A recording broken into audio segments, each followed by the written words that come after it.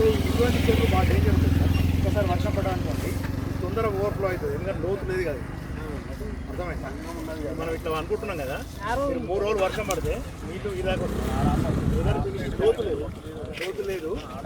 మన ఊళ్ళో చెరువు ఏంటంటే అది కొంచెం వెనకకు లోతున్నది సార్, తాడి చెట్టు అంతా లోతున్నాయి, ఆల్రెడీ నీళ్లు ఫిలప్ అయినాయి. ఇది అదే అన్న కాకపోతే ఎడుదు లేదు, అటు వెనకకు లేదు, ఇక లేదు, అటు లేదు, ఇటు వచ్చేస్తాయి. చెరువు అయితే అనుకో, కుంట చెరువులో ఆ వెనకకు ఆ శిఖం పోవడానికి అవకాశం ఉంటుంది, మునిగిపోతాయి పొలాలు అవన్నీ. ఇది అక్కడ దాకా ఉంటుంది సార్, ఆ తాడి చెట్టు దాకా ఉంటుంది. కబ్జా అయిపోయింది, మొత్తం కబ్జా చేసుకున్నారు. ఎక్కడో అక్కడ పొలాలు అవుట్లు వేసుకున్నారు. ఇదంతా అక్కడ దాకా ఉన్న తాడి చెట్టు లోతు ఉంటుంది, కంబెత్తు లోతు ఉంటుంది. సరే ఎంతకైనా మంచి కానీ మైక్ల ద్వారా ఈ కాలనీలో కూడా ఎప్పటి వర్షం పడితే వాళ్ళకి జాగ్రత్త ఉండండి అని చెప్పి మాట అయిపోతే అయిపోయి కదా బెస్ట్గా, అంతకన్నా ఎక్కువ ఏం చేయలేము. ఆల్రెడీ వార్డ్ ఆఫీసర్ వాళ్ళ అటు తిరుగుతున్నారు.